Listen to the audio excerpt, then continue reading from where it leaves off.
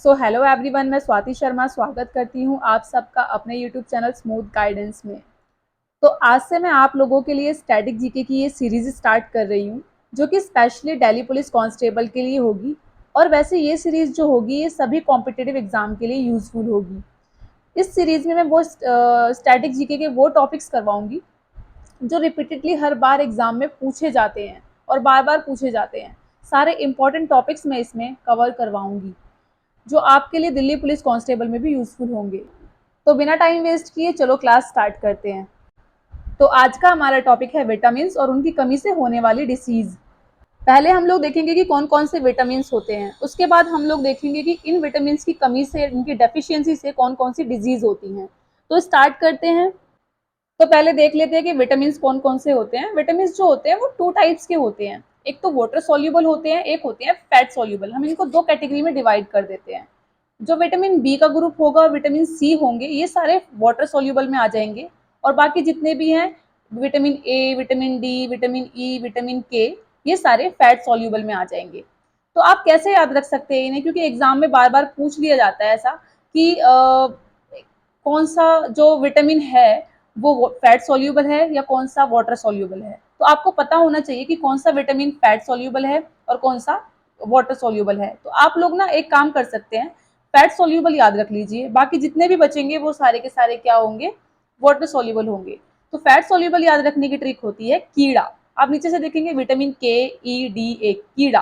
कीड़ा क्या होता है, मोटा होता है। आप ऐसे ट्रिक बना के याद रख सकते हैं कि फैट सोल्यूबल जो है विटामिन वो कीड़ा है, बाकी सारे जो हैं वो वाटर सोल्यूबल है।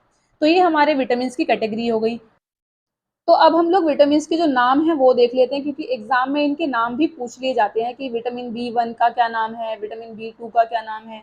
तो इनके साइंटिफिक नेम भी आप लोगों को पता होने चाहिए। तो हम लोग देख लेते हैं।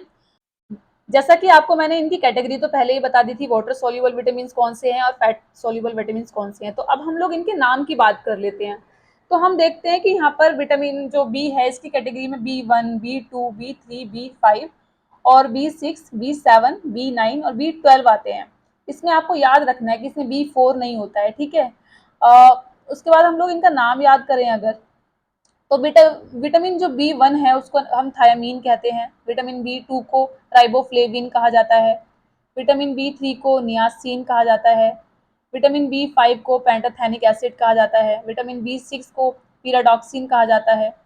विटामिन बी 7 जो है बायोटीन। विटामिन बी 9 जो है फॉलिक एसिड।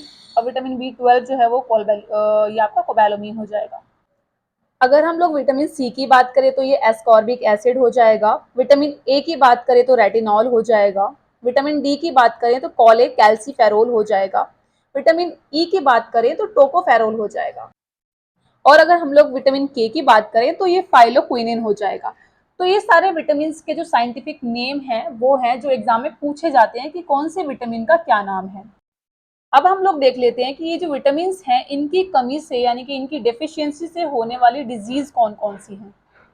अगर हम लोग विटामिन ए की बात करें, अगर किसी की बॉडी में विटामिन ए की डेफिशिएंसी होती है, विटामिन ए की कमी होती है, तो उसको नाइट ब्लाइंडनेस जैसी जो प्रॉब्लम है वो फेस करनी पड़ सकती है।